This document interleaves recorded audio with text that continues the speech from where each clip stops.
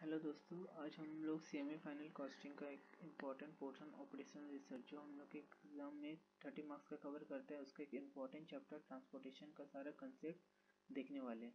तो इसके लिए हम लोग इसमें क्या करना रहता है, इसको हम लोग क्वेश्चन के थ्रू समझते हैं। तो यहाँ पे मैंने इंस्टीट्यूट मैथ का फर्स्ट क्वेश्चन बोला हुआ है, हम लोग इसके थ्रू समझते हैं कि इसमें हम लोग को करना क्या रहता है। जैसे यहाँ पे बोला है, इस क्वेश्चन में बोला गया manufacturer has a distribution centres x, y and z. These centers have 40, 20 and 40 units of his product. His outlet, his retail outlet at A, B, C, D and E requires 25, 10, 20, 30 and 15 units respectively. The transportation cost in rupees per unit between each centers and each outlet is given in the following table. तो यहाँ पे table में distribution centre दिया हुआ है 3 X Y and Z और retail outlet A B C D and E दिया हुआ है। ठीक है, उसका सारा हम लोग को कॉस्ट पर यूनिट दिया हुआ है। तो यहाँ पे बोले हम लोग को we have to find out the optimum distribution cost. Optimum distribution मतलब हम लोग को यहाँ पे मिनिमम डिस्ट्रीब्यूशन कॉस्ट हम लोग को निकालना है। ठीक है, तो इसके लिए हम लोग को ट्रांसपोर्टेशन में हम लोग को सारा तो ट्रांसपोर्टेशन प्रॉब्लम में हम लोग को करना ये रहता है ना, जैसे यहाँ पे डिस्ट्रीब्यूशन सेंटर दिया हुआ है, डिस्ट्रीब्यूशन सेंटर से हम लोग को रिटेल आउटलेट तक हम लोग को अपना गुड्स इस हिसाब से भेजना है जो इसका डिस्ट्रीब्यूशन कॉस्ट है उसका मिनिमम है। तो इसको हम लोग को कैसे सॉल्व करना है हम लोग देखते हैं। जैसे इसका मैंने सॉल्व किया हुआ है, तो मैंने आपको यहाँ से मैं आपको समझाता हूँ। जैसे यहाँ पे इनिशियल सॉल्यूशन के लिए, जैसे यहाँ पे जो डिस्ट्रीब्यूशन सेंटर है उसको उसका गुड्स को जो इसका रिक्वायरमेंट है रिटेल आउटलेट का उसको भेजने के लिए इसका जो कॉस्ट है डिस्ट्रीब्यूशन कॉस्ट मिनिमम है उसके लिए हम लोग को जो इनिशियल सॉल्यूशन है उसका 3 मेथड होते हैं, north west corner rule, least cost cell allocation method and Vogel's approximation model. ठीक है, ये इस 3 मेथड से हम लोग सॉल्व कर सकते हैं। तो हम लोग इस क्वेश्चन को तीनों मेथड से सॉल्व करके देखेंगे। ठीक है, तो सबसे पहले आता है north west corner rule. North west corner rule, तो इसको हम लोग देखते हैं कैसे किया जाता है। तो सबसे पहले जैसे मैंने यहाँ पे इस कॉस्ट मैट्रिक्स को यहाँ पे मैंने कॉपी कर लिया। ठीक है, कॉस्ट मैट्रिक्स को कॉपी किया और इसका जो भी इसका डिस्ट्रीब्यूशन सेंटर्स का जो भी अवेलेबिलिटी था गुड्स का वो भी हम लोगों ने यहाँ पे कॉपी कर लिया। जैसे 40, 20 एंड 40 टोटल 100 है। और फिर यहाँ पे रिटेल आउटलेट का 5 आउटलेट का जो भी रिक्वायरमेंट था वो भी मैंने यहाँ पे कॉपी कर लिया। जैसे 25, 10, 20, 30 एंड 15, ये भी टोटल 100 हो गया। तो मतलब ये एक बैलेंस प्रॉब्लम है। इसका और एक होता है अनबैलेंस प्रॉब्लम, मतलब जब या तो डिस्ट्रीब्यूशन सेंटर या फिर प्रोडक्शन सेंटर जिसमें से किसी एक का भी अगर हम लोग का अवेलेबिलिटी और या फिर रिक्वायरमेंट जब बैलेंस नहीं होता है, जब इक्वल नहीं होता है तो उसको हम लोग अनबैलेंस प्रॉब्लम होता है। उसको कैसे सॉल्व करना है वो भी हम लोग एक नेक्स्ट क्वेश्चन और एक सॉल्व करेंगे। तो हम लोग इसमें ऑलमोस्ट सारा जो भी कंसेप्ट हम लोग यहाँ पे कवर कर लेंगे। तो सबसे पहले हम लोग बैलेंस प्रॉब्लम देखते हैं। तो नॉर्थ वेस्ट कॉर्नर रूल में जैसे यहाँ पे सारा कॉस्ट हम लोगों ने कॉपी किया, तो इसमें हम लोग क्या करते हैं respective of cost per unit. सबसे पहले हम लोग जो टॉप लेफ्ट कॉलम होता है वहाँ से हम लोग गुड्स को अलोकेट करना, जो यूनिट्स को अलोकेट करना चालू करते हैं और फिर वहाँ से हम लोग सारा रिस्पेक्टिव ऑफ कॉस्ट हम लोग अलोकेट करते हैं। जैसे यहाँ पे सबसे पहले मैंने टॉप लेफ्ट कॉर्नर में, तो सबसे पहले यहाँ पे हम लोग का जैसे यहाँ पे रिटेल आउटलेट ए है जिसका रिक्वायरमेंट है 25 और जिसको हम लोग यहाँ पे एक्स डिस्ट्रीब्यूशन सेंटर से कर सकते हैं जिसका हम लोग का अवेलेबिलिटी है 40। तो मतलब हम लोग का रिक्वायरमेंट यहाँ से पूरा हो सकता है। तो हम लोगों ने 25 पूरा यहाँ पे हम लोगों ने अलोकेट कर दिया। तो यहाँ पे 25 अलोकेट करने के बाद तो यहाँ पे अब एक्स में हम लोग को बचा, जैसे यहाँ पे हम लोग इसको हम लोग देख लेते हैं। तो हम लोगों ने 40 यहाँ पे अलोकेट कर लिया, तो यहाँ पे हम लोग को बचा 15। और यहाँ पे अब इसका रिटेल आउटलेट ए में हम लोगों ने पूरा 25 अलोकेट कर लिया है। तो अब यहाँ पे कुछ भी अवेलेबल नहीं है, मतलब यहाँ का रिक्वायरमेंट अब नहीं है। मतलब यहाँ पे एक्स वाई से अब हम लोग को यहाँ पे कुछ अलोकेट करने की जरूरत नहीं है और जेड से भी यहाँ पे कुछ अलोकेट करने की जरूरत नहीं है। ठीक है, तो हम लोग का उसके बाद यहाँ पे 40 हम लोगों ने डिस्ट्रीब्यूशन सेंटर एक्स से 40 था जिसमें से हमने 25 कर दिया तो 15 बचा। तो अब बी में रिक्वायरमेंट कितना है 10 है। तो हम लोगों ने यहाँ से यहाँ पर 10 है, यहाँ पे अवेलेबल 15 है। तो यहाँ पे हम लोग बी में हम लोगों ने बी का रिक्वायरमेंट भी एक्स सेंटर से हम लोगों ने कर दिया, एक्स डिस्ट्रीब्यूशन सेंटर से। तो मतलब बी में भी यहाँ पे अब कुछ नहीं बचा, मतलब एक्स वाई और जेड से यहाँ पे कोई यूनिट यहाँ पे अलोकेट नहीं होगा। तो अभी हम लोगों ने 15 अलोकेट कर दिया, तो एक्स में यहाँ पे बचा 5 यूनिट्स बचा। तो 5 यूनिट हम लोगों ने सी का यहाँ पे सी में रिक्वायरमेंट कितना है 20 है। तो हम लोगों ने 5 यहाँ पे अलोकेट कर दिया। तो अब यहाँ पे 20 को काट देते हैं तो यहाँ पे अब बचा कितना 15 बचा। तो यहाँ पे हम लोगों ने 5 बचा हुआ था, 5 को पूरा एलोकेट कर दिया। मतलब अब यहाँ पे डिस्ट्रीब्यूशन सेंटर एक्स का हम लोगों में अब यहाँ पे कुछ यूनिट एलोकेट करने के लिए बचा नहीं, तो डी और ई में यहाँ से कुछ नहीं जाएगा। ठीक है, अब हम लोग दूसरा डिस्ट्रीब्यूशन सेंटर वाई में आते हैं। वाई में हम लोग को ए का रिक्वायरमेंट पूरा हो गया, बी का पूरा हो गया, अभी भी सी में बचा हुआ है। ठीक है, तो सी में बचा हुआ है, यहाँ पे सी में अवेलेबल यूनिट्स कितने हैं 20 है। यहाँ पे हम लोगों का सॉरी वाई में यहाँ का अवेलेबल हम लोग का 20 है, और सी का रिक्वायरमेंट 15 अब बचा है, क्योंकि 5 हम लोगों ने एक्स से पूरा कर लिया। तो 15 है, यहाँ पे 20 तो हम लोग यहाँ पे 15 कर सकते हैं। तो हम लोगों ने यहाँ पे 15 पूरा सी में एलोकेट कर दिया है। तो फिर हम लोग का यहाँ पे 15 कर दिया है। तो यहाँ पे अगर 20 में से अगर 15 किया तो हम लोग का यहाँ पे अब 5 अवेलेबल है। ठीक है, लेकिन अब हम लोग का सी का रिक्वायरमेंट पूरा हो गया, तो सी को हम लोग यहाँ पे कट कर देते हैं। तो उस हिसाब से यहाँ पे 5 अवेलेबल था वाई में, और यहाँ पे हम लोग का डी में रिक्वायरमेंट है अभी भी 30 रिक्वायरमेंट है, तो हम लोग का यहाँ पे 5 अवेलेबल है। तो हम लोगों ने यहाँ पे 5 एलोकेट कर दिया। एलोकेट करने के बाद तो यहाँ पे हम लोग का भी 25 अवेलेबल है। तो यहाँ पे हम लोगों ने 5 एलोकेट कर दिया, तो यहाँ पे अभी 0 बचा है। ठीक है, तो फिर तो मतलब अब हम लोग का डिस्ट्रीब्यूशन सेंटर वाई में अब कुछ नहीं बचा हुआ, क्योंकि इसका रिक्वायरमेंट पूरा अवेलेबिलिटी पूरा खत्म हो चुका है। ठीक है, तो अब हम लोग का बचा लास्ट डिस्ट्रीब्यूशन सेंटर जेड में से। अब डी में जैसे यहाँ पे अवेलेबल अभी भी 20 रिक्वायरमेंट है, 25 हम लोगों ने यहाँ पे कर दिया। तो 40 में से 25 कर दिया तो 15 बचा, जो 15 बाकी हम लोग को यहाँ पे 15 रिक्वायरमेंट था ई में, हम लोगों ने 15 यहाँ पे अलॉट कर दिया। तो यहाँ पे भी अवेलेबिलिटी 0 बचा। तो इस हिसाब से नॉर्थ वेस्ट कॉर्नर में हम लोग रिस्पेक्टिव ऑफ कॉस्ट हम लोग टॉप लेफ्ट कॉर्नर से हम लोग सेल से हम लोग टॉप लेफ्ट सेल से हम लोग स्टार्ट करते हैं एलोकेशन, और हम लोग फिर रिस्पेक्टिव ऑफ कॉस्ट पूरा हम लोग लगातार यहाँ पे एलोकेट करते जाते हैं। ठीक है, तो इस हिसाब से हम लोग यहाँ पे देख लिया। तो इसमें हम लोग का कॉस्ट कितना आता है, तो जैसे हम लोग को डिस्ट्रीब्यूशन सेंटर एक्स में हम लोगों ने 3 एलोकेट किए, ए बी एंड सी। ए में हम लोगों ने कितना यूनिट अलॉट किया 25 यूनिट, और उसका कॉस्ट कितना था 55।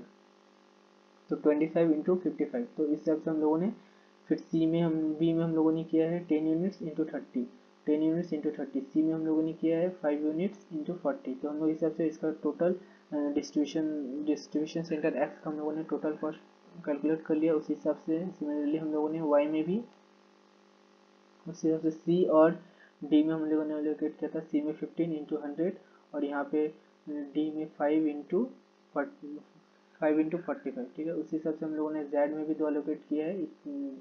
एक हम लोगों ने डी में किया है 25 इंटू 35, और ई में किया है 15 इंटू 30। तो इस हिसाब से हम लोग का टोटल कॉस्ट आता है 4925। ठीक है, तो हम लोग का नॉर्थ वेस्ट कॉर्नर रूल से हम लोगों ने सॉल्व करके देख लिया इस क्वेश्चन को। सेम क्वेश्चन को हम लोगों ने सिमिलरली इस क्वेश्चन को लिस्ट कॉस्ट एलोकेशन से करेंगे। तो लिस्ट कॉस्ट एलोकेशन मेथड जो होता है नॉर्थ वेस्ट कॉर्नर रूल से बेटर होता है। इसमें जैसे हम लोग का कॉस्ट जो आया है, अब इसका अगर हम इस मेथड को अगर लिस्ट कॉस्ट एलोकेशन से करके देखेंगे, लिस्ट कॉस्ट एलोकेशन मेथड में इसका cost north west corner rule से कम आएगा। ठीक है, तो इसको हम लोग देखते हैं नेक्स्ट मेथड से। नेक्स्ट मेथड में भी हम लोग सेम जो यहाँ पे कॉस्ट मैट्रिक्स दिया हुआ था, सारा कॉस्ट मैट्रिक्स और रिक्वायरमेंट अवेलेबल, उसको हम लोग कॉपी करते हैं पहले सिमिलरली प्रीवियस मेथड के जैसा सारा हम लोगों ने कॉपी कर लिया। अब इस मेथड में क्या होता है ना, हम लोग सबसे पहले इस पूरा सेल में सबसे जो लोएस्ट कॉस्ट है उसको हम लोग देखते हैं। इसमें से सबसे लोएस्ट कॉस्ट कौन सा है, सबसे यहाँ पे लोएस्ट कॉस्ट है 30 यहाँ पे 3 जगह दिया हुआ है, यहाँ पे भी 30 है, यहाँ पे भी 30, यहाँ पे भी 30, यहाँ पे भी 30 है, 3 जगह भी यहाँ पे टाई हो गया। तो यहाँ पे हम लोग क्या करते हैं, जहाँ पे हम लोग मैक्सिमम यूनिट्स अलॉट कर सकते हैं वहाँ पे हम लोग सबसे पहले अलॉट कर लेंगे। तो जैसे यहाँ पे हम लोग का रिटेल आउटलेट बी में हम लोग का रिक्वायरमेंट है 10 है, 10 यूनिट्स का रिक्वायरमेंट है, लेकिन यहाँ पे अवेलेबल 40, यहाँ पे 20, मतलब यहाँ पे हम लोग मैक्सिमम अलॉट कितना 10 कर सकते हैं, क्योंकि बी में जो रिक्वायरमेंट है 10 है। लेकिन हम लोग ई में कितना, ई में जो हम लोग का रिक्वायरमेंट है 15 है, और यहाँ पे हम लोग का जो यहाँ पे जो अवेलेबिलिटी है जेड में 40 है, तो हम लोग यहाँ पे 50 अलॉट कर सकते हैं। तो सबसे पहले हम लोग इसमें अलॉट करेंगे जिसमें हम लोग ज़्यादा यूनिट अलॉट कर सकते हैं। तो सबसे पहले हम लोगों ने इसमें यहाँ पे 15 यूनिट्स अलॉट कर दिया। ठीक है, इसका मतलब अब ई का रिक्वायरमेंट पूरा हो गया। ई में अब फर्दर हम लोग अलॉट नहीं कर सकते, क्योंकि तो हम लोग इसको कट कर देते हैं इस सारा ई का सेल को। तो यहाँ पे अलॉट हो चुका है, तो हम लोगों ने 15 यहाँ पे कर दिया, तो यहाँ पे अब 0 बचा, तो 15 को भी हम लोग कट कर देते हैं। और यहाँ पे 14 में से हम लोगों ने 15 यूनिट्स अलॉट कर दिया, तो अब यहाँ पे अवेलेबल कितना है, 15 यूनिट्स, 25 यूनिट्स अवेलेबल है तो जेड में, ठीक है। अब हम लोग रेस्ट ऑफ द सेल में देखेंगे फिर से सबसे लोएस्ट कॉस्ट अभी ये दोनों 30 है, ठीक है। इस दोनों 30 में से अब हम लोग देखते हैं कि यहाँ पे भी सिमिलरली दोनों जगह ही हम लोग 10 यूनिट्स अलॉट कर सकते हैं, ठीक है। तो हम लोग किसी भी एक जगह हम लोग कर देते हैं। तो हम लोगों ने यहाँ पे इस नीचे वाई में किया, वाई डिस्ट्रीब्यूशन सेंटर से हम लोगों ने यहाँ पे अलॉट किया, वाई से अलॉट किया, तो यहाँ पे हम लोगों को 10 अलॉट कर दिया। तो बी में भी अब कोई रिक्वायरमेंट अब 0 हो गया। अब यहाँ पे 20 में से हम लोगों ने 10 अगर अलॉट कर दिया, तो यहाँ पे कितना यूनिट बचे हम लोग का, 10 यूनिट्स अभी यहाँ पे अवेलेबल है। तो मतलब हम लोग का अभी बी रिटेल आउटलेट का भी हम लोग का रिक्वायरमेंट पूरा हो गया, तो इसको भी हम लोग कट कर देते हैं। अब सिमिलरली अब हम लोग सेम उसी तरह देखेंगे यहाँ पे। अब जो हम लोग का सबसे लोएस्ट कॉस्ट है वो कौन सा सेम है, तो अभी सबसे लोएस्ट कॉस्ट हम लोग का 2 है, 35, ठीक है। अब सिमिलरली प्रीवियस जैसा हम लोग अभी यहाँ पे देखेंगे, जहाँ पे मैक्सिमम हम लोग कहाँ पे हम लोग यूनिट अलॉट कर सकते हैं। तो यहाँ का जो रिक्वायरमेंट है 25 है ए का, और यहाँ पे अवेलेबल 10 है, तो यहाँ पे मैक्सिमम हम लोग 10 अलॉट कर सकते हैं। और रिटेल आउटलेट डी का अवेलेबिलिटी है, सॉरी यहाँ पे रिक्वायरमेंट है 30, और हम लोग यहाँ पे अवेलेबल है 25, तो यहाँ पे हम लोग 25 कर सकते हैं। तो यहाँ पे हम लोग 10 कर सकते हैं, यहाँ पे 25 कर सकते हैं। तो ज़्यादा हम लोग यहाँ पे यूनिट्स अलॉट कर सकते हैं, तो हम लोग यहाँ पे 25 यूनिट्स अलॉट कर देंगे। 25 अलॉट कर देने से तो यहाँ पे 30 की जगह अब 5 यूनिट्स अवेलेबल है, यहाँ पे 25 हम लोगों ने पूरा अलॉट कर दिया। तो यहाँ पे अब कोई यूनिट्स नहीं बचा, तो हम लोग इसलिए इसको हम लोग कट कर देते हैं, क्योंकि अब जेड का डिस्ट्रीब्यूशन सेंटर जेड में अब कोई अवेलेबल यूनिट नहीं है, तो इसको हम लोग कट कर देते हैं, ठीक है। तो हम लोग जो रेस्ट ऑफ द जो सेल है उसमें देखेंगे फिर से सबसे हम लोग का लोएस्ट कॉस्ट किस में है, लोएस्ट कॉस्ट फिर से यहाँ पे 35 में तो अब तो एक ही अब कोई टाइम नहीं है, तो यहाँ पे हम लोग जितना भी यूनिट्स अलॉट कर सकते हैं कर देंगे। तो यहाँ पे अवेलेबल वाई में अवेलेबल 10 है, तो 10 हम लोगों ने पूरा अलॉट कर दिया, तो यहाँ पे 0 बचा। यहाँ पे 25 में से ए में हम लोगों ने 25 पूरा अलॉट कर दिया, सॉरी 10 अलॉट कर दिया, तो यहाँ पे 15 बचा, ठीक है। तो हम लोगों ने तो अब जो रिटेल डिस्ट्रीब्यूशन सेंटर अब वाई का यहाँ पे फिर से यहाँ पे आपको कोई यूनिट्स अवेलेबल नहीं है, तो इसको हम लोग कट कर देते हैं, ठीक है। तो अब हम लोग का जो फिर से यहाँ पे रेस्ट ऑफ द सेल है, इसमें हम लोग देखेंगे कि सबसे हम लोग का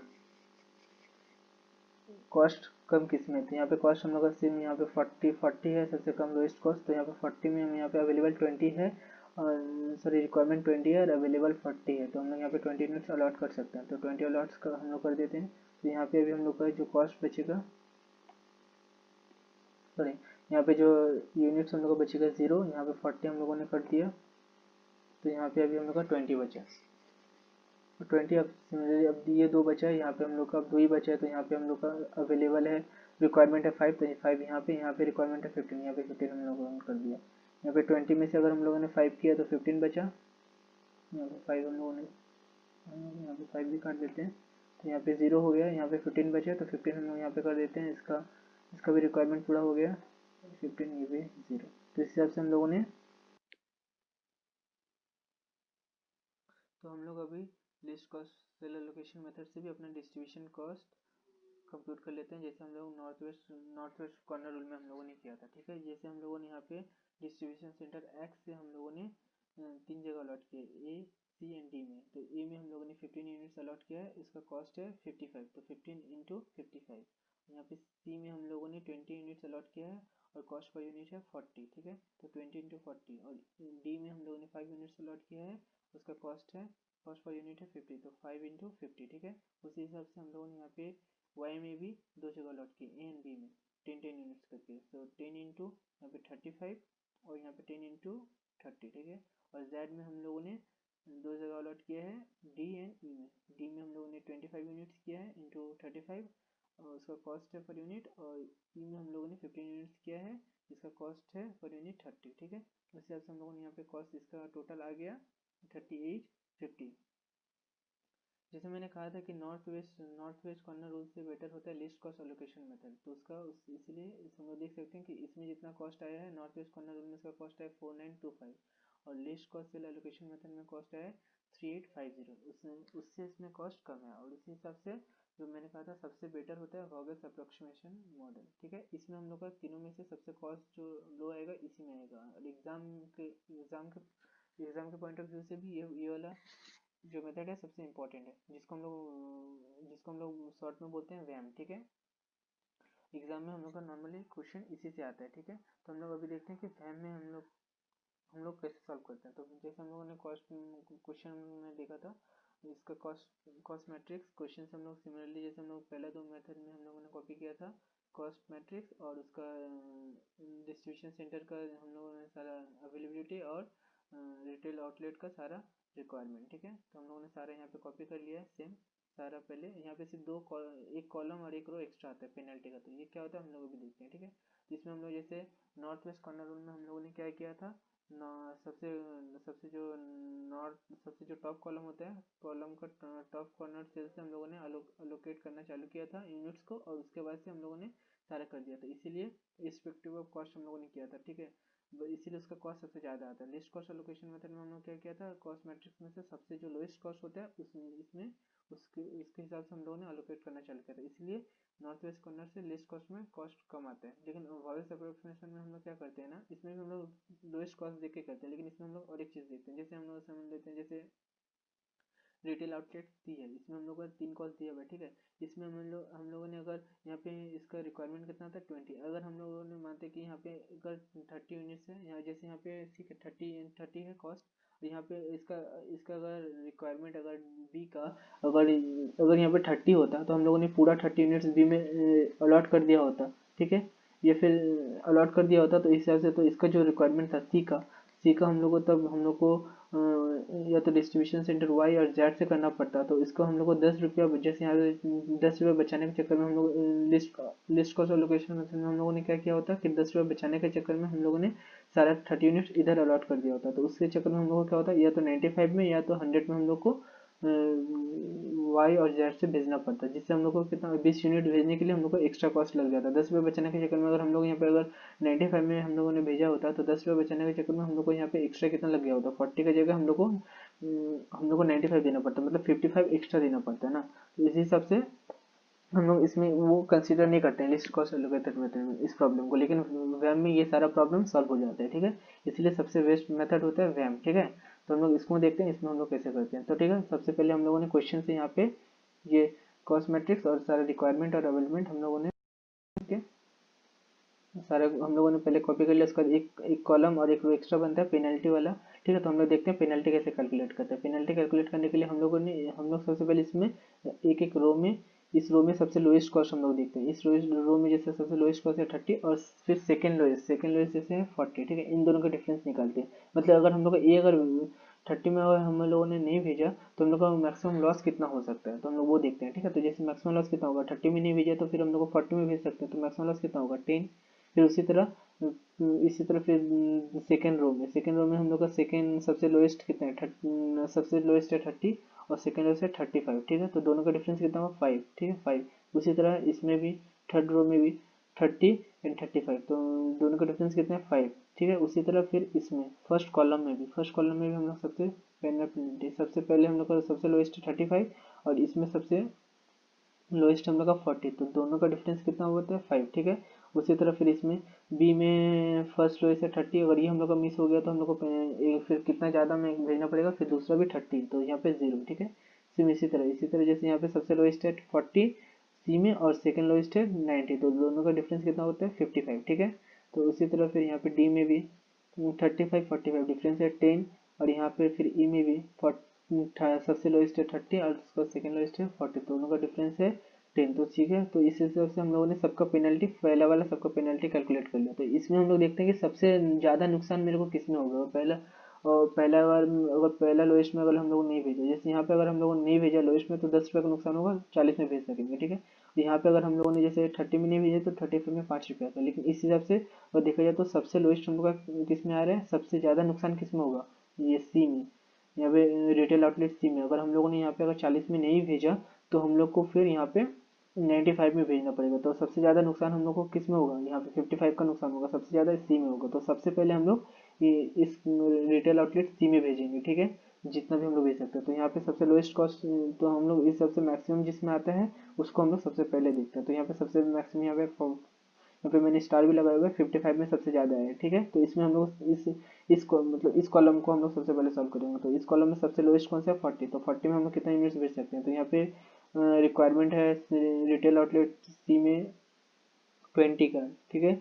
और ये इसमें हम लोग का एक्स में हम लोग का अवेलेबल कितना है, 40। तो हम लोग यहाँ पे सबसे पहले मैक्सिमम हम लोग कितना भेज सकते हैं, 20 यूनिट्स। तो 20 यूनिट्स हम लोग पूरा भेज देते हैं। तो अगर हम लोग इसका अवेलेबल में से अगर 40 में से अगर 20 हम लोग को भेज दिया तो रिक्वायरमेंट हम लोग का कितना बचा, 20। तो 40 हम लोग का दिया 20। यहाँ पे अगर हम लोगों ने 20 यूनिट्स पूरा भेज दिया तो यहाँ पे अब रिक्वायरमेंट हम लोग का कितना है, 0। तो हम लोग इस हिसाब से अब सी में हम लोग और फर्दर किसी भी रिटेल आउटलेट से, सॉरी, किसी भी हम लोग डिस्ट्रीब्यूशन सेंटर से एक्स या वाई और जेड से हम लोग सी में नहीं भेज सकते। तो सी को हम लोग काट देते हैं, ठीक है।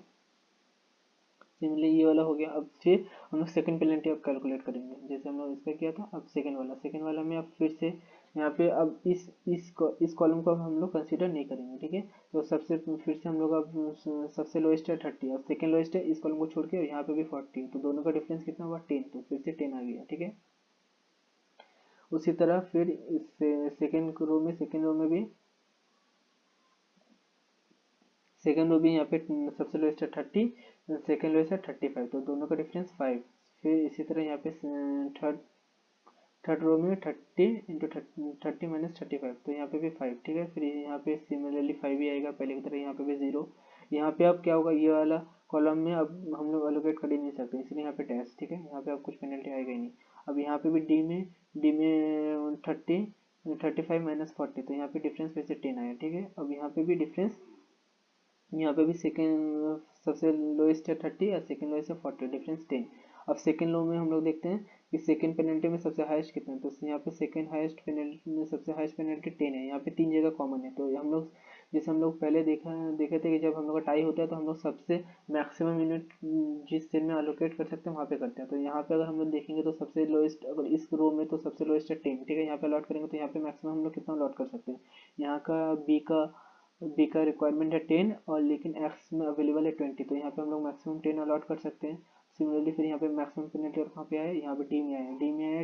डी का अवेलेबल, डी में रिक्वायरमेंट है 30 और यहाँ पे सबसे लोएस्ट कॉस्ट किस में, लोएस्ट कॉस्ट है यहाँ पे 35। तो यहाँ पे हम लोग का अवेलेबल है 40। तो यहाँ पे हम लोग मैक्सिमम 30 अलॉट कर सकते हैं, ठीक है। और यहाँ पे भी मैक्सिमम पेनल्टी यहाँ पे भी 10 आया है। तो यहाँ पे सबसे लोएस्ट कॉस्ट है 30, यहाँ पे हम लोग मैक्सिमम कितना अलॉट कर सकते हैं।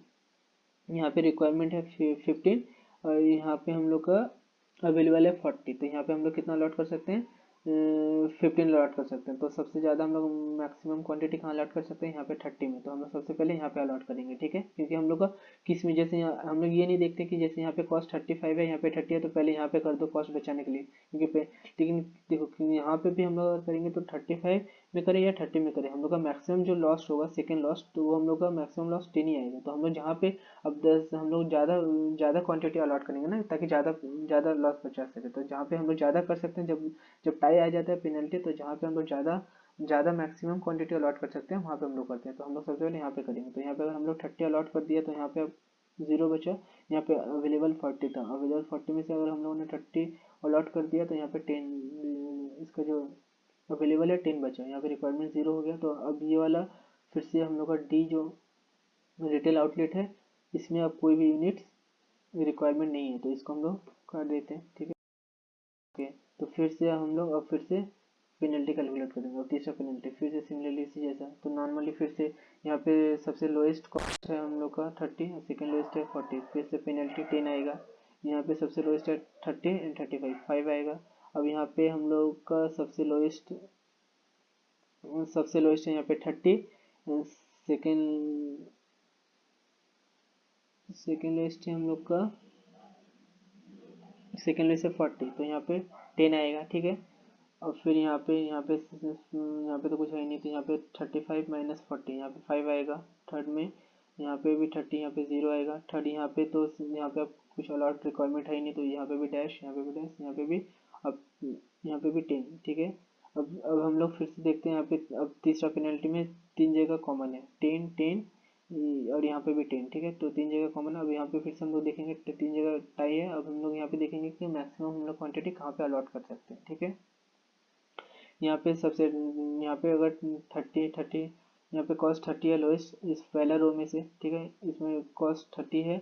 यहाँ पे रिक्वायरमेंट बी में 10 है और यहाँ पे अवेलेबल है हम लोग का 20 यूनिट्स अवेलेबल है। तो यहाँ पे मैक्सिमम हम लोग 10 अलॉट कर सकते हैं। फिर यहाँ पे कॉमन और कहाँ पे है, फिर कॉमन है हम लोगों का यहाँ पे इस रो में हम लोग का सबसे लोएस्ट क्या है, यहाँ पे 30 है। तो 30 में हम लोग का रिक्वायरमेंट है 15 और यहाँ पे हम लोग का अवेलेबल है 10। तो मैक्सिमम हम लोग यहाँ पे 10 अलॉट कर सकते हैं। और हम लोग का फिर से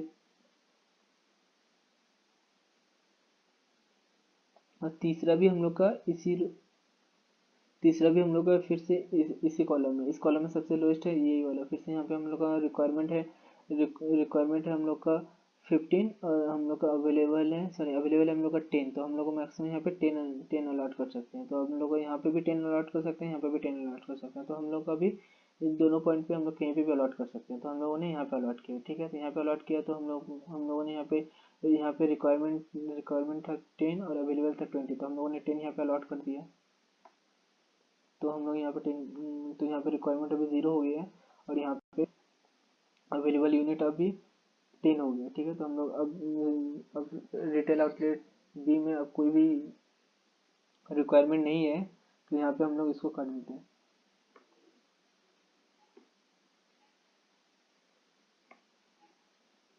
ओके, सिमिलरली अब पेनल्टी 4, अब फिर से हम लोग पेनल्टी कैलकुलेट करेंगे। अब हम लोग पेनल्टी कैलकुलेट करते हैं फिर से।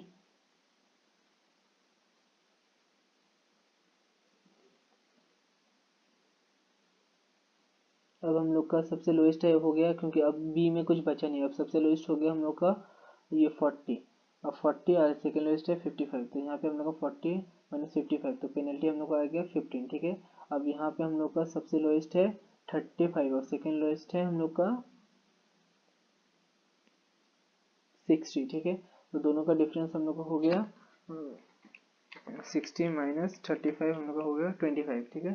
25 फोर्थ में, और पेनल्टी फोर्थ में यहाँ पे तो फिर से वही 5 ही आएगा, क्योंकि सबसे लोएस्ट है 35 एंड सेकेंड लोएस्ट है 40।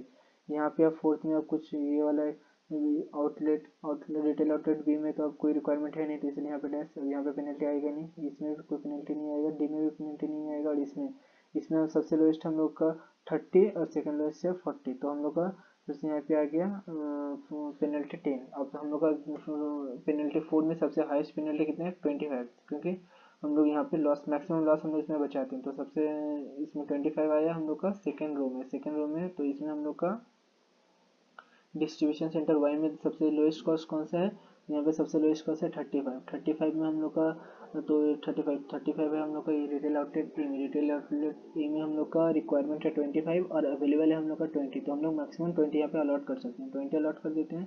तो 20 अलॉट करने से यहाँ पे हम लोग का अभी रिक्वायरमेंट कितना है 5, यहाँ पे 20 अलॉट कर दिया तो हम लोग का ये बचा 0, ठीक है। तो हम लोग का डिस्ट्रीब्यूशन सेंटर हम लोग का वाई में भी अब कोई यूनिट्स अवेलेबल नहीं है, तो हम लोग इसको भी काट देते हैं, ठीक है। और फिर से हम लोग पेनल्टी 5 कैलकुलेट करते हैं। सबसे हम लोग का लोएस्ट यहाँ पे बचा 40 और सेकेंड लोएस्ट 55। तो 15 ये डिस्ट्रीब्यूशन सेंटर वाई, तो हम लोग का कुछ यूनिट्स यहाँ पे अवेलेबल है नहीं, तो इसको हम लोग फिर से डैश। यहाँ पे हम लोग का यहाँ पे हम लोग का सबसे लोएस्ट कॉस्ट है जेड में 10 और सेकेंड लोएस्ट है 10। तो यहाँ पे हम लोग का आया 30 माइनस 40 इक्वल टू 10, ठीक है। और यहाँ पे फिर से 35 माइनस 45 आएगा। यहाँ पे भी कुछ बचा नहीं, जिसमें सी डी और ई में यहाँ पे भी हम लोग का सबसे लोएस्ट है 30 माइनस 40 10। तो यहाँ पे भी पेनल्टी फिफ्थ में सबसे ज़्यादा हम लोग का है यहाँ पे, ठीक है 15। तो 15 में हम लोग का सबसे लोएस्ट कॉस्ट है इसमें इस रो में 40। तो 40 में हम लोग का रिक्वायरमेंट है यहाँ पे 15, लेकिन हम लोग का अवेलेबल है अभी 10। तो हम लोगों ने 10 यहाँ पे अलॉट कर दिया, 10 अलॉट कर दिया। तो हम लोग अभी यहाँ पे हम लोग का रिक्वायरमेंट बचा 5 में, और यहाँ पे 10 अलॉट कर दिया। तो हम लोग को यहाँ पे अवेलेबल अब एक्स में कुछ नहीं है 0, ठीक है। तो हम लोगों ने जेड को भी हम लोग यहाँ पे हम उसको कर देते हैं, ठीक है। तो हम लोग का अभी सारा ये भी अवेलेबल खत्म। अभी हम लोग को एक ही जगह अवेलेबल है, यहाँ पे 5 यूनिट, यहाँ पे रिक्वायरमेंट है 5, तो हम लोगों ने यहाँ पे ई में अलॉट कर दिया जो 5 था, ठीक है। तो यहाँ पे भी अब बचा 0 ई में, और यहाँ पे भी हम लोग का बचा 0, ठीक है। तो इस हिसाब से हम लोगों ने देखा कि वैम से हम लोगों ने अपना सारा ये कैलकुलेट कर लिया, तो मेथड सॉल्व कर लिया। अब हम लोगों ने अलॉट कर दिया सारा यूनिट्स। अब यहाँ पे हम लोग इसका डिस्ट्रीब्यूशन कॉस्ट कैलकुलेट करते हैं। तो सिमिलरली जैसे हम लोगों ने लास्ट 2 मेथड में किया था, इसका डिस्ट्रीब्यूशन कॉस्ट का प्रोसेस सेम ही है।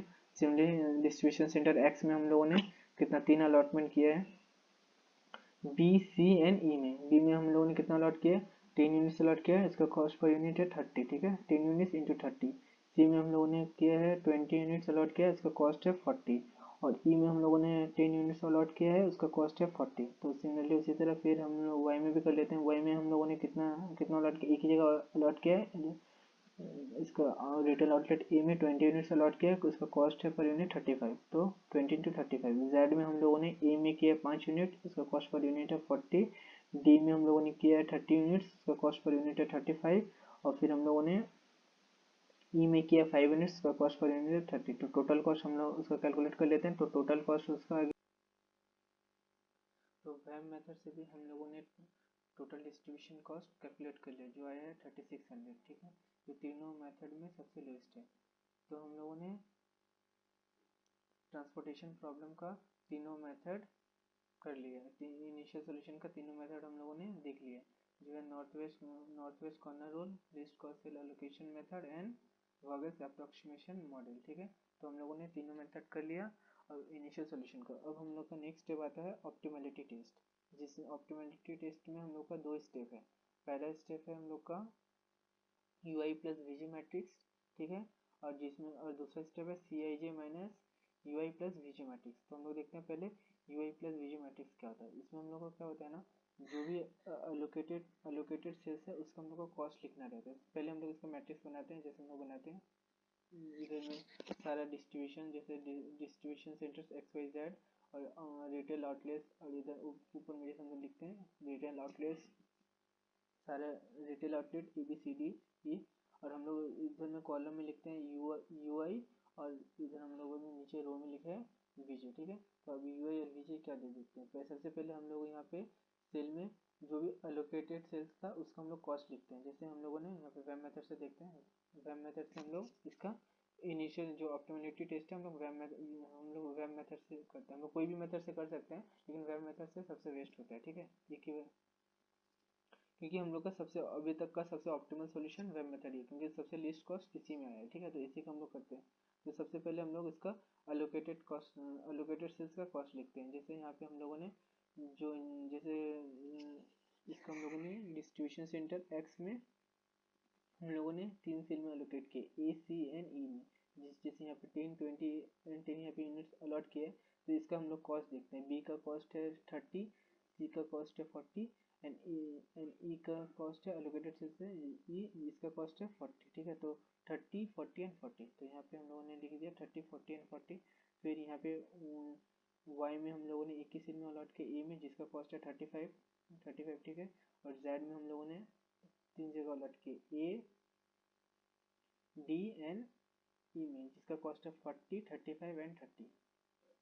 तो 40 35 एंड 30, ठीक है। कॉस्ट लिखने के बाद हम लोग यहाँ पे UI में तीनों में से कहीं पे भी हम लोग 0 लिख सकते हैं।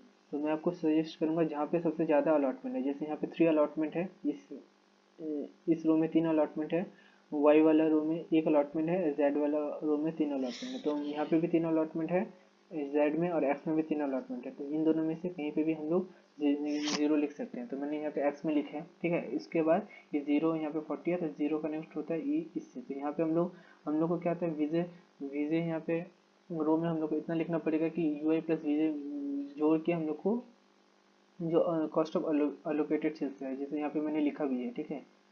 UI प्लस VJ होता है कॉस्ट ऑफ अलोकेटेड सेल्स, ठीक है। UI प्लस VJ, तो यहाँ पे कॉस्ट ऑफ अलोकेटेड सेल्स 40 है, यहाँ पे मैंने 0 लिखा, तो यहाँ पे मैं VJ में मैं कितना लिखूंगा, जो 40 आएगा, तो 0 प्लस 40 इज इक्वल टू 40, ठीक है। तो ये 40 अब इस 30 से कनेक्ट होता है, इस 30 है, यहाँ पे ऑलरेडी 40 लिखा हुआ है, तो यहाँ पे मैं UI में मैं कितना लिखूंगा, इन दोनों को जोड़ के 30 आएगा। तो 40 यहाँ पे -10 लिखने से ये तो 40 - 10 = 30, ठीक है। तो फिर ये -10 यहाँ 35 से कनेक्ट होता है, तो 35, तो यहाँ पे ऑलरेडी मैंने -10 लिखा हुआ है यूआई में, तो वीजे में मैं कितना लिखूंगा कि ये वीजे प्लस यूआई को जोड़ के 35 आएगा, तो 45, तो 45 यहाँ पे प्लस प्लस जो माइनस माइनस होता है, तो प्लस यहाँ पे -10 = 35, ठीक है। तो ये फिर ये -10 यहाँ 40 से कनेक्ट होता है, तो ये यहाँ पे ऑलरेडी -10 है, तो यहाँ पे वीजे में कितना लिखने से जोड़ने से 50 आएगा, 40 आएगा, तो 50 50 - 10 = 40, ठीक है।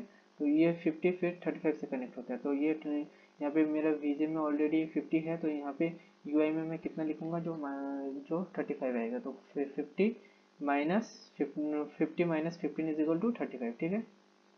और ये जीरो यहाँ पे 40 से भी कनेक्ट होता है, तो ये 40 यहाँ पे ऑलरेडी यूआई में ऑलरेडी 40 है, तो वीजे में कितना लिखने से 40 आएगा, तो 40 प्लस 0 = 40, ठीक है।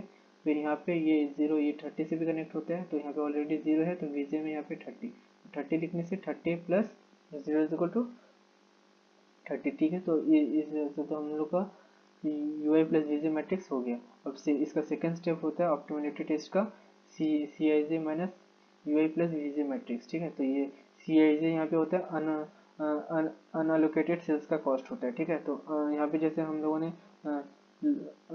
अलोकेटेड सेल्स का कॉस्ट लिखा था, यहाँ पे अनअलोकेटेड सेल्स का लिखना पड़ेगा। तो जैसे यहाँ पे अनअलोकेटेड सेल्स, यहाँ पे जैसे पहला वाला रो में दो अनअलोकेटेड सेल्स है, ए एंड डी। ए का कॉस्ट है 55 एंड डी का कॉस्ट है 50, तो यहाँ पे हम लोग लिख लिया 55 एंड 50।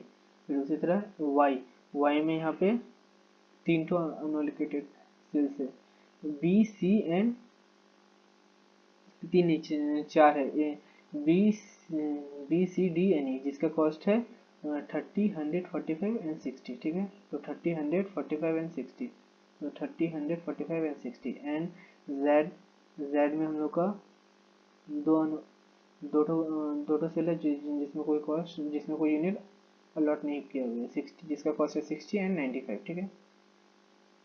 तो हम लोगों ने लिख लिया 60 प्लस 95, और यहाँ पे हम लोगों ने सेम पहले मैट्रिक्स बनाते थे, सारा हम लोग कॉस्ट लिख लिया, और फिर हम लोग ऊपर में जो हम लोगों ने कैलकुलेट किया था यू आई एंड वीजे, उसको हम लोगों ने यहाँ पे सेम कॉपी कर लिया, यू आई प्लस वीजे, ठीक है। अब तो यहाँ पे हम लोग इस कॉस्ट ये वाला कॉस्ट है क्या, सी आई जे होता है अनअलोकेटेड सेल्स का cost plus U I plus V J. तो सी आई जे में से हम लोग यहाँ पे जो भी यू आई प्लस वीजे को जोड़ के माइनस करते हैं। तो जैसे यहाँ पे कॉस्ट ऑफ अनअलोकेटेड सेल्स यहाँ पे 45 है, तो यहाँ पे हम लोग का यू आई प्लस वीजे कितना होता है, यहाँ पे वीजे है 50, यहाँ पे यू आई है 0, तो 50 प्लस 0 = होता है 50, तो 55 में से और 50 माइनस करने से 5, तो उसी तरह यहाँ पे भी 45 प्लस 0 45, 50 में से 45 माइनस करने से 5, ठीक है।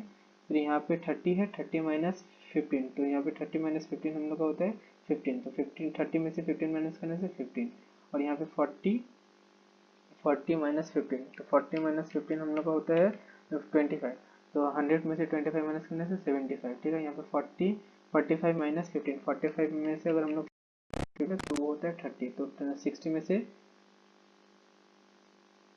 सॉरी 45 में से अगर हम लोग 15 माइनस करेंगे तो यहाँ पे होता है 30, तो 30 में से, तो यहाँ पे शायद 60 में से 30 माइनस करने से 30 होगा, तो यहाँ पे ये 30 होगा, ठीक है।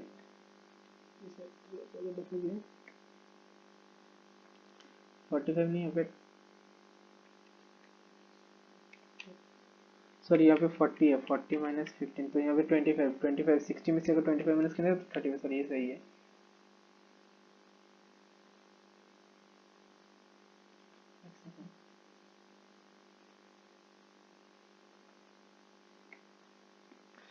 ठीक है, तो हम लोग का इस हिसाब से हम लोगों ने similarly U I plus C G matrix calculate कर लिया। तो इसमें हम लोग क्या करते हैं ना, एक्चुअली हम लोग देखते हैं कि अनअलोकेटेड सेल्स जहाँ पे हम लोगों ने अलॉट किया है वो कहीं ज़्यादा नहीं है। जैसे यहाँ पे हम लोगों ने अनअलोकेटेड सेल्स से अलोकेटेड सेल्स को माइनस करके देखा, तो हर जगह मतलब अनअलोकेटेड सेल्स का कॉस्ट ज़्यादा आ रहा है, कहीं पे भी माइनस में नहीं आ रहा है। माइनस में आने से मतलब क्या, अभी भी इस जो भी हम लोग इनिशियल सोल्यूशन किया अभी भी इसमें इम्प्रूवमेंट का स्कोप रहता है, लेकिन इसमें आपको इम्प्रूवमेंट का स्कोप नहीं है, मतलब जो हम लोग का इनिशियल सोल्यूशन है वो ऑप्टिमल है, ठीक है। तो इस हिसाब से हम लोगों ने ऑप्टिमलिटी टेस्ट चेक कर लिया। जैसे यहाँ पे अब दो जेड का बचा हुआ था, ये भी देख लेते हैं। जैसे यहाँ पे 60 है, 30 है, 30 माइनस 10 20, तो 60 में से 20 माइनस करने से 40, ठीक है। तो मतलब अगर हम लोग यहाँ पे अलॉट करते तो, अगर यहाँ पे हम लोग अगर कोई यूनिट अलॉट करते तो हम लोग को 40 रुपीज़ एक्स्ट्रा लगता है, ठीक है। जैसे यहाँ पे 95, 40 माइनस 10 30, 30 में से अगर हम लोगों ने 95 करेंगे तो 65, तो यहाँ पे अगर हम लोग अलॉट करते हैं तो 65 रुपीज़, 65 एक्स्ट्रा लगता है पर यूनिट में, ठीक है। तो हम लोग का मतलब सोल्यूशन, इनिशियल सोल्यूशन ऑप्टिमल है, ठीक है। तो हम लोग यहाँ पे जो भी सारा जो भी जितना भी कंसेप्ट था ऑलमोस्ट हम लोगों ने पूरा कर लिया। सिर्फ अगर हम लोग का अगर इनिशियल सोल्यूशन अगर ऑप्टिमल नहीं आता, किसी भी जगह माइनस आ जाता है, तो फिर हम लोग का नेक्स्ट स्टेप लगाना पड़ता है, जिसको हम लोग बोलते हैं शिफ्टिंग ऑफ यूनिट्स, ठीक है। तो अगर आप लोग अगर बोलेंगे तो मैं आपका नेक्स्ट वीडियो में वो सारा इसका नेक्स्ट स्टेप डाल सकता हूँ, ठीक है। तो हम लोग अभी इसको हम लोग बाद में देखेंगे। तो हम लोग अभी पहले और एक इसका और एक क्वेश्चन हम लोग सॉल्व कर लेते हैं। इसमें हम लोग अभी नेक्स्ट क्वेश्चन करेंगे, ये भी इंस्टीट्यूट मैथ का ही क्वेश्चन है, क्वेश्चन नंबर 22, ठीक है।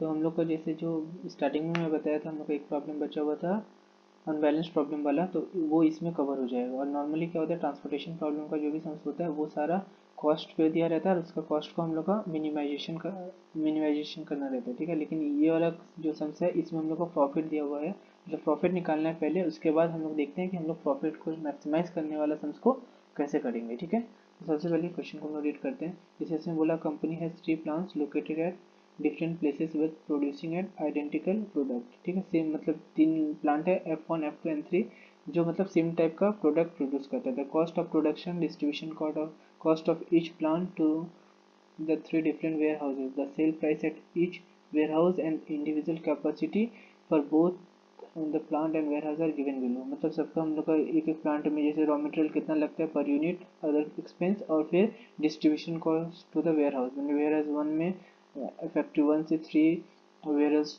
कॉस्ट लगते हैं 3, और इसमें वेयर हाउस 2 में लगते हैं 1, वेयर हाउस 3 में लगते हैं 5। इस वजह से फैक्ट्री 2 का फैक्ट्री 3 का भी दिया गया। और फिर हम लोग का सेल्स प्राइस भी दिया हुआ है एक एक, मैंने वेयर हाउस यूनिट्स जो वेयर हाउस वन में रहता है उसका एक यूनिट्स का सेल्स प्राइस है 34, और 2 पे है 32, इसका है 35, ठीक है। और कैपेसिटी दिया हुआ है, जैसे यहाँ पे जो कैपेसिटी दिया हुआ है हर एक कैपेसिटी, और यहाँ पे जो कैपेसिटी और जो यहाँ पे हम लोग का फैक्ट्री का जो कैपेसिटी है और वेयर हाउस का जो कैपेसिटी है वो इक्वल नहीं है, तो इसलिए अनबैलेंस प्रॉब्लम होता है। जैसे यहाँ पे 80 110 प्लस 150, यहाँ पे हो गया 340, और जो हम लोग का जो इसका वेयर हाउस का जो कैपेसिटी है वो है 340, ठीक है। तो यहाँ पे जो प्लांट का जो कैपेसिटी है वो है 380, ठीक है। 150 प्लस 100 प्लस 130, तो हो गया 380, ठीक है। मतलब हम लोग का एक वेयर हाउस में हम लोग को एक डमी रो इंसर्ट करना पड़ेगा सॉल्यूशन में, ठीक है। तो हम लोग देखते हैं इसको कैसे सॉल्व करना है, ठीक है। तो सबसे पहले हम लोग को एक प्रॉफिट मैट्रिक्स बनाना पड़ेगा। तो प्रॉफिट मैट्रिक्स कैसे बनेगा, तो जैसे हम लोग को यहाँ पे पहला वेयर हाउस 1 में, तो वेयर हाउस 1 में हम लोग को जैसे यहाँ पे सेल्स प्राइस दिया हुआ है 34, ठीक है। 34 में से हम लोग का जो फैक्ट्री 1 का जो है रॉ मटेरियल कॉस्ट है हम लोग -15 हम लोग माइनस कर देंगे। फिर यहाँ पे जो अदर एक्सपेंस है -10 उसको माइनस कर देंगे। और फिर वेयर हाउस 1 में फैक्ट्री 1 से वेयर हाउस 1 में हम लोग को जो डिस्ट्रीब्यूशन कॉस्ट है वो हम लोग का -3, तो उसको माइनस करने से हम लोग का जो प्रॉफिट आ गया 6 आ गया। जैसे तो यहाँ पे मैंने एग्जाम्पल में लिख के भी रखा, जैसे फैक्ट्री 1 से वेयर हाउस 1 में जैसे हम लोगों ने sale price 34, raw material 15, other expense 10, और डिस्ट्रीब्यूशन कॉस्ट फैक्ट्री 1 से वेयर हाउस 1 तक का डिस्ट्रीब्यूशन कॉस्ट है 3, तो हम लोग का प्रॉफिट आ गया 6, ठीक है। उसी तरह हम लोग फैक्ट्री फैक्ट्री फैक्ट्री 1 से लेके वेयर हाउस 2 का हम लोग प्रॉफिट निकालते हैं। जैसे यहाँ पे हम लोग का फैक्ट्री वेयर हाउस 2 का जो सेलिंग प्राइस है यूनिट्स का 32 है, 32। फिर हम लोग का रॉ मटेरियल तो सेम ही लगेगा 15, अदर एक्सपेंस भी सेम है -10, ठीक है। और फिर यहाँ पे जो डिस्ट्रीब्यूशन कॉस्ट है वो है हम लोग का -1, ठीक है। तो ये भी हम लोग का 6 ही आ गया, ठीक है। तो यहाँ पे 6 प्रॉफिट, ठीक है। और फिर हम लोग का वेयर हाउस 3 में फैक्ट्री 1 से वेयर हाउस 3 में जो हम लोग का सेल्स होता है फैक्ट्री 1 से अगर हम लोग इसमें भेजेंगे वेयर हाउस 3 में, और वहाँ से जो वेयर हाउस 3 से अगर कोई सेल्स होगा गुड्स तो उसका सेलिंग प्राइस यूनिट है 31, ठीक है। तो उसका रॉ मटेरियल वेयर हाउस 1 का तो रॉ मटेरियल कॉस्ट 15 सेम ही है, अदर एक्सपेंस 10 वो भी सेम ही है, 31 -15 -10। और फिर यहाँ पे डिस्ट्रीब्यूशन कॉस्ट है वेयर हाउस 3 का -5, ठीक है। तो हम लोग का आ गया 1, हम लोग का प्रॉफिट, यहाँ पे प्रॉफिट आ गया 1, ठीक है। तो सिमिलरली उसी तरह वेयर हाउस 2 का, वेयर हाउस 2 में अगर हम लोग वेयर हाउस 2 से अगर बेचते हैं किसी वेयर हाउस, सॉरी फैक्ट्री 2 से अगर हम लोग वेयर हाउस फैक्ट्री 2 में अगर भेजेंगे तो उसका डिस्ट्रीब्यूशन कॉस्ट होगा 9, ठीक है, और उसका सेलिंग प्राइस होगा 34। तो हम लोग 34 वेयर हाउस 2 का रॉ मटेरियल का प्राइस है 34 -18, और यहाँ पे अदर एक्सपेंस है -9, और फिर हम लोग का जो डिस्ट्रीब्यूशन कॉस्ट है वो भी है 9, तो -9। तो हम लोग का हो गया जो प्रॉफिट आया है -2, ठीक है। और फिर उसी तरह हम लोग इसका वेयर हाउस 2 से, सॉरी फैक्ट्री 2 से वेयर हाउस 2 का भी सेम वैसे माइनस करके हम लोग जो फॉर्मूला में यहाँ पे लिख दिया है तो उस हिसाब से कर लेंगे। तो उसी हिसाब से फिर इसका भी हम लोग प्रॉफिट एक एक यूनिट का लेके आ जाएंगे, ठीक है। तो इसका आएगा, फिर यहाँ पे आएगा वेयर फैक्ट्री 2 का, फैक्ट्री 2 से वेयर हाउस 2 में उसका प्रॉफिट आएगा -10, और फिर फैक्ट्री 3 का आएगा -4, ठीक है। और फिर फैक्ट्री 3 का क्या होता है, फैक्ट्री 3 का तो वेयर हाउस 1 का तो जो जितना भी हम लोग गुड्स बेचेंगे वो उसका 34 ही होगा सेल प्राइस। अगर फैक्ट्री 3 से आता है तो उसका रॉ मटेरियल का कॉस्ट है 14, तो 34 -14, और उसका अदर एक्सपेंस है 12, तो 34 -14 -12, और वेयर हाउस 1 का, फैक्ट्री 3 से वेयर हाउस 1 तक का डिस्ट्रीब्यूशन कॉस्ट है 5, तो हम लोग का आ गया प्रॉफिट आ गया 3, ठीक है। तो यहाँ पे 3, तो सिमिलरली उसी तरह वेयर हाउस 2 का भी कर लेंगे 2, और वेयर हाउस 3 का भी कर लेंगे, उसका भी प्रॉफिट आएगा 2। और डमी का जो भी होता है ना, डमी हम लोगों ने, क्योंकि यहाँ पे डमी हम लोगों ने एक वेयर हाउस डाला है जैसे मैंने बताया था, क्योंकि ये प्रॉब्लम अनबैलेंस है। जैसे यहाँ पे हम सबसे पहले हम लोग मैट्रिक्स देख लेते हैं। मैट्रिक्स ये हम लोगों ने ये तीनों प्रॉफिट कैसे कैलकुलेट किया आपने देख लिया, उसका फॉर्मूला भी मैंने लिख लिया। अब क्वेश्चन से आप लोग देख लीजिएगा ये वाला सारा सॉल्यूशन का, और ये जो भी क्वेश्चन है मैं डिस्क्रिप्शन में मैं इसका पीडीएफ डाल दूंगा, ठीक है। यहाँ पे डमी क्या होता है ना, जैसे यहाँ पे इसका कैपेसिटी है वेयर हाउस 1 का 80, इसका वेयर हाउस 2 का 100 वो क्वेश्चन में सारा दिया हुआ है, ठीक है। तो फिर 110, और वेयर हाउस 3 का 150, तो टोटल जोड़ के 340 आता है। लेकिन जो फैक्ट्री 1 का कैपेसिटी है, अब जो फैक्ट्री 1 में अवेलेबल है 150, 100 एंड 130, तो इसका होता है 340, मतलब 40 यूनिट्स कम हो रहे हैं। लेकिन ट्रांसपोर्टेशन प्रॉब्लम सॉल्व करने के लिए हम लोग को ये जो होता है ये बैलेंस करना पड़ता है, कैपेसिटी इक्वल टू अवेलेबिलिटी करना पड़ता है, ठीक है। तो इसलिए हम लोगों ने डमी 40 का ये कैपेसिटी वाले एक डमी वेयर हाउस इंसर्ट किया, ठीक है। लेकिन डमी कोई वेयर हाउस है नहीं, तो वहाँ से कोई सेल होगा ही नहीं, तो वहाँ पे हमेशा प्रॉफिट जीरो ही आएगा, ठीक है। तो डमी का हमेशा डमी रो हो या कॉलम हमेशा उसका जीरो होता है, ठीक है। तो अगर कॉस्ट या प्रॉफिट जो भी है जीरो होता है, ठीक है। अब हम लोगों ने ये प्रॉफिट मैट्रिक्स बना लिया, उसके बाद हम लोग को बनाना पड़ेगा लॉस मैट्रिक्स, क्योंकि हम लोग को ये जो हम लोग का जो ट्रांसपोर्टेशन प्रॉब्लम है जो भी हम लोग सॉल्व करते हैं वो हमेशा मिनिमाइज करके दिखाता है कॉस्ट का। जैसे हम लोगों ने प्रीवियस हम लोग जो भी ने सॉल्व किया था क्वेश्चन, जैसे यह सारा जिसमें हम लोग का जो मिनिमम था उस पे हम लोग का सारा हम लोगों ने अलॉट किया था यूनिट्स। लेकिन यहाँ पे हम लोग अगर मिनिमम करेंगे तो हम लोग का प्रॉफिट इस मैट्रिक्स में अगर हम लोग मिनिमम करेंगे तो -2 में तो हम लोग को ये सारा लॉस आएगा ना। तो हम लोग को इसको हम लोग को मिनिमम नहीं हम लोग को मैक्सिमम करना है। तो मैक्सिमम करने के लिए हम लोग को क्या करना पड़ेगा, प्रॉफिट मैट्रिक्स से लॉस मैट्रिक्स बनाना पड़ेगा, मतलब मैक्सिमम लॉस। तो इसके लिए हम लोग क्या करते हैं ना, जो भी हम लोग का मैट्रिक्स में सबसे मैक्सिमम रहता है वैल्यू, जैसे यहाँ पे मैक्सिमम वैल्यू क्या है 6 है, तो उसको हम लोग सबसे माइनस कर देते हैं। जैसे 6 को अगर 6 से माइनस करेंगे तो 0, तो 0 आ गया। 6 को अगर हम लोग -2 से माइनस 6 को अगर हम लोग -2 से माइनस करेंगे तो 6 -2 और -2 तो होता है प्लस, तो 6 प्लस 2 होता है 8, ठीक है। तो 8 आ गया। फिर 6 को 3 से माइनस करेंगे 3, 6 से माइनस करेंगे 0, 6 को फिर -2 से माइनस करेंगे 8, 6 को अगर 2 से माइनस करेंगे तो 4, ठीक है। फिर 6 को अगर 1 से माइनस करेंगे तो 5, 6 को अगर -4 से माइनस करने से 10, और 6 को 2 से माइनस करने से 4, फिर 6 को अगर 0 से माइनस करेंगे तो 6 ही आएगा। तो यहाँ पे इसलिए 3 जगह 6 है, ठीक है।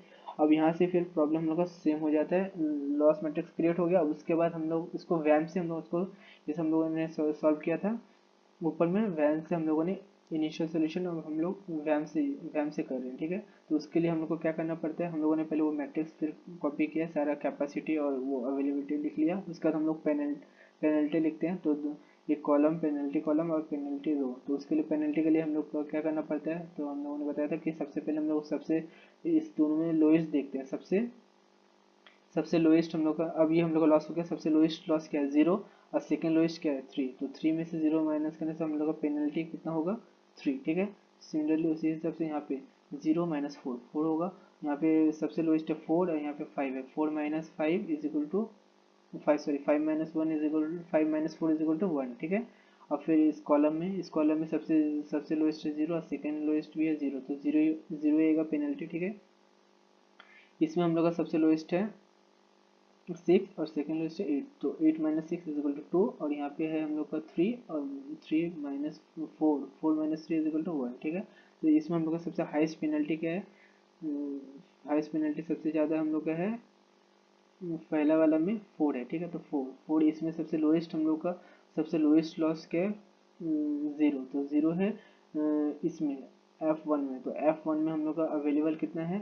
F1 में हम लोग का अवेलेबल है 150, लेकिन वेयर हाउस 2 में हम लोग का रिक्वायरमेंट है 110, तो हमें मैक्सिमम हम लोग कितना यहाँ पे अलॉट कर सकते हैं? 110 कर देंगे तो यहाँ पे 0 बचेगा। यहाँ पे अगर हम लोगों ने यहाँ पे अगर 150 में से 110 कर दिया तो हम लोग का रिक्वायरमेंट कितने हैं?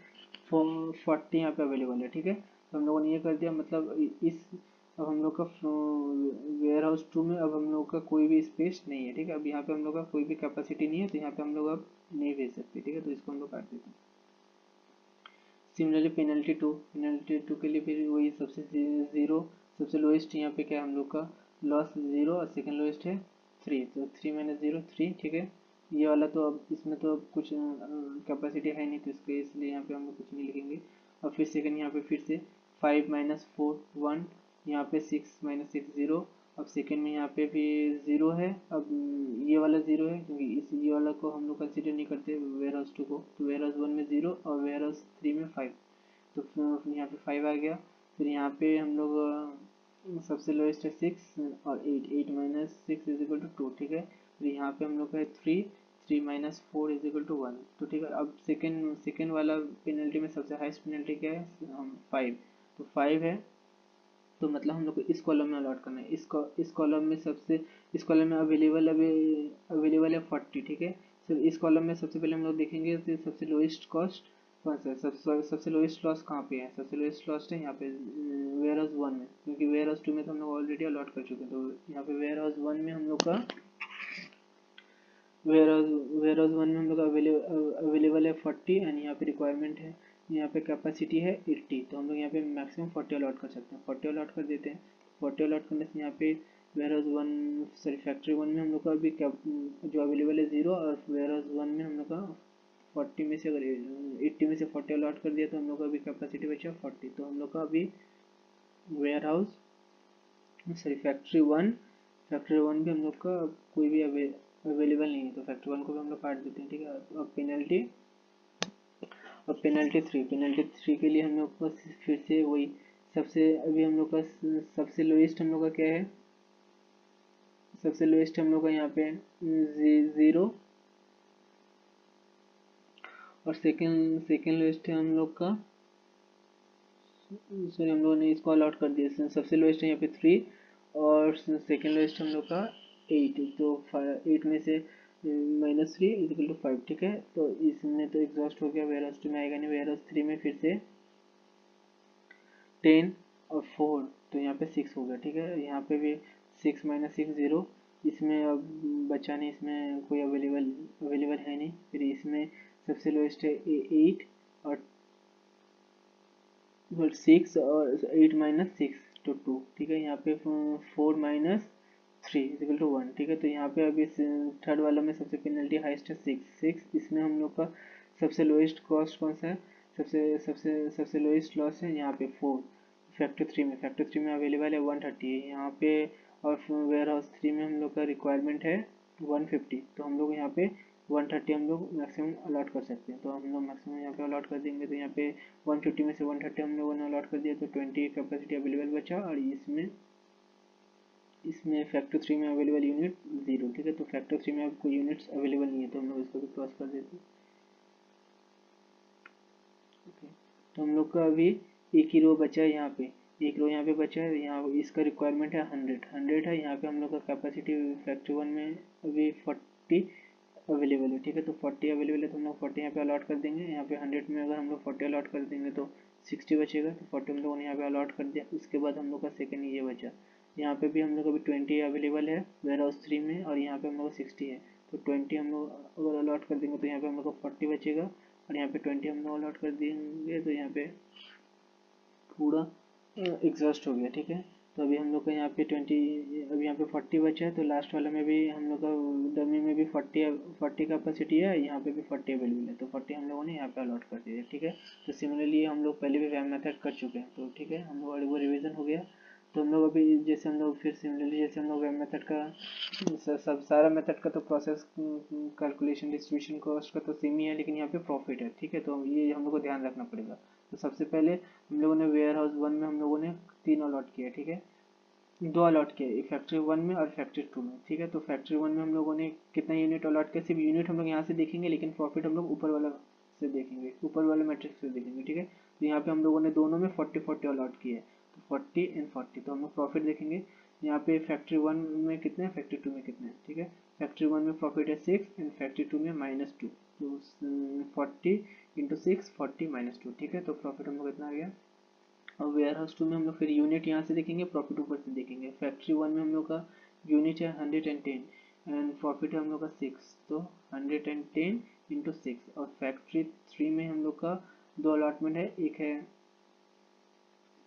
है फैक्ट्री 2 में और एक है फैक्ट्री 3 में, जो यूनिट है 20 एंड 130। ठीक है, 20 एंड 130। प्रॉफिट हम लोग ऊपर से देखेंगे, प्रॉफिट हम लोग का है कौन सा फैक्ट्री 3 में ना, -4 एंड 2।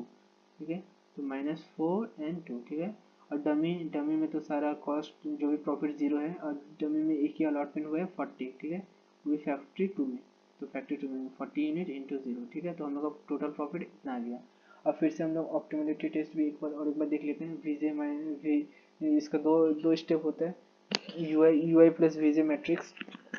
ठीक है, तो जिसमें हम लोग को सबसे पहले वैसे मैट्रिक्स कॉपी करना रहता है, और अलॉटेड सेल्स का सारा यहाँ पे हम लोग क्या लिखेंगे, अलॉटेड सेल्स का सारा हम लोग प्रॉफिट लिखते हैं। ठीक है, अलॉटेड सेल्स का प्रॉफिट यहाँ से हम लोग, सॉरी, अलॉटेड सेल्स का हम लोग सारा यहाँ से लॉस देख लेते हैं। ठीक है, जैसे यहाँ पे कौन कौन सा अलॉटेड सेल्स है, यहाँ पे अलॉटेड सेल्स तो है फैक्ट्री 1 एंड फैक्ट्री 2। ठीक है, जिसका कॉस्ट है 0 एंड 8। फैक्ट्री 2 में हम लोग का अलॉटेड सेल्स है वेयर हाउस 2 में फैक्ट्री 1 से, जिसका कॉस्ट है 0 फिर से। ठीक है, लॉस है। एंड वेयर हाउस 3 में हम लोग का है फैक्ट्री 2 एंड फैक्ट्री 3 में, जिसका जिसका लॉस है 10 एंड 4। ठीक है, तो 10 एंड 4। और डमी में हम लोग का एक अलॉटमेंट है फैक्ट्री 2 में, जिसका लॉस है 6। ठीक है, और फिर हम लोग को पता है कि जहाँ पे सबसे ज़्यादा, जिसमें सबसे ज़्यादा अलॉटमेंट रहता है, जिस रो में हम लोग वहीं पे 0 लिख देते हैं, तो हम लोगों ने यहाँ पे पहला वाले रो में 0 लिख दिया, जो हम लोग का कनेक्ट होता है 8 से, तो 8, तो हम लोग को वीजे में कितना लिखने से हम लोग को 0 + 8 = 8 होता है, तो यहाँ पे हम लोगों ने 8 लिख लिया। ठीक है, फिर 8 कनेक्ट होता है इस 6 से, तो 6 यहाँ पे वीजे में 6 है, तो हम लोग यूआई में कितना कितना लिख लेंगे, जिसको ऐड करने से 6 आएगा, तो 8 -2 अगर यहाँ पे लिखेंगे तो ऐड करने से 6 आएगा। ठीक है, फिर ये 10 से भी कनेक्ट होता है, तो यहाँ पे ऑलरेडी वीजे में 10 है, यूआई में हम लोग कितना लिखेंगे, इन दोनों को जोड़ के 10 आएगा, तो 8 है +2 लिखने से हम लोग का 10 आएगा। फिर ये 2 इस 4 से कनेक्ट होता है, इस तो यहाँ पे यूआई में 2 है, यहाँ पे वीजे में कितना लिखेंगे, इन दो यूआई प्लस वीजे को जोड़ के = अलॉटेड कॉस्ट आएगा, तो यहाँ पे हम लोग का अलॉटेड सेल्स का कॉस्ट आएगा, तो 4, तो यहाँ पे 2 लिखने से, तो 2 + 2 = 4। ठीक है, फिर यहाँ पे हम लोग ने 0 लिखा था, ये 0 इस 0 से भी कनेक्ट होता है। ठीक है, तो यहाँ पे ऑलरेडी 0 है, तो यहाँ पे हम लोग को और इसमें हम लोग यहाँ पे 0 लिखेंगे, तो ऑलरेडी, सॉरी, ये वाला 0 इस 0 से कनेक्ट होता है, तो यहाँ पे वीजे में कितना लिखने से ये 0 आएगा, तो 0 + 0 = 0। फिर ये 0 इस 0 से कनेक्ट होता है, तो यहाँ पे ऑलरेडी वीजे में 0 है, यूआई में और 0 लिखने से 0 + 0 = 0। ठीक है, तो ऑलरेडी फिर हम लोगों ने देख लिया। और फिर इसका सेकेंड स्टेप होता है ऑप्टिमलिटी टेस्ट का, CIJ minus UI plus VJ matrix. ठीक है, तो हम लोगों ने सेम यहाँ से इसी मैट्रिक्स को कॉपी कर लेते हैं हम लोग पहले यहाँ पे, उसके बाद हम लोग ऊपर वाले मैट्रिक्स से UI और VJ हम लोग कॉपी कर लेते हैं। उसके बाद इसमें हम लोग लिखते हैं कॉस्ट ऑफ अनअलोकेटेड सेल्स। तो अनअलोकेटेड सेल्स जैसे यहाँ पे दिख ही रहा, एक तो अनअलोकेटेड सेल्स है जिसका कॉस्ट है हम लोग का 3। ठीक है, पहला वाला में 3, दूसरा वाला में ये दो कॉस्ट अनअलोकेटेड है जिसका कॉस्ट है यहाँ पे 8 एंड 4, तो हम लोगों ने लिख लिया 8 एंड 4, ठीक है। फिर वेयर हाउस 3 में एक ही अनअलोकेटेड है जिसका कॉस्ट है 5, तो लॉस है यहाँ पे इस केस में 5, ठीक है। फिर यहाँ पे 2 है, इसका तो तीनों में 6 ही था, तो कॉस्ट अगर 2 तो जो यहाँ पे अगर एक अलोकेटेड है 2 अनअलोकेटेड का 6, ठीक है। तो फिर हम लोग यहाँ पे क्या लिखते हैं, जैसे कॉस्ट ऑफ, यहाँ पे फॉर्मूला लिखा हुआ ही है, cost of unallocated cells minus U I plus V J. तो यहाँ पे जैसे यहाँ पे कॉस्ट है 3, तो यहाँ पे अनअलोकेटेड सेल्स का कॉस्ट से यूआई प्लस वीजे को, तो इसका यूआई है 0 और इसका वीजे है 2, तो 0 + 2 = 2, तो 3 में से 2 को माइनस करने से 1 आता है, ठीक है। फिर यहाँ पे 4 है, तो यहाँ पे 2 + 0 = 2, तो 4 में से 2 को माइनस करने से 2, यहाँ पे 2 है, यहाँ पे -2 है, तो 0, 6 में से अगर 0 को माइनस करेंगे तो 6, जिस हिसाब से हम लोग सारे यहाँ पे कर लेंगे। फिर यहाँ पे भी यहाँ पे 8 है, यहाँ पे 0 एंड 8, 0 एंड 8 को हम लोग अगर जोड़ेंगे तो 8 आएगा, तो 8 माइनस 8 = 0, ठीक है। तो यहाँ पे भी 5 है, यहाँ पे 0 है, तो यहाँ पे 3 है।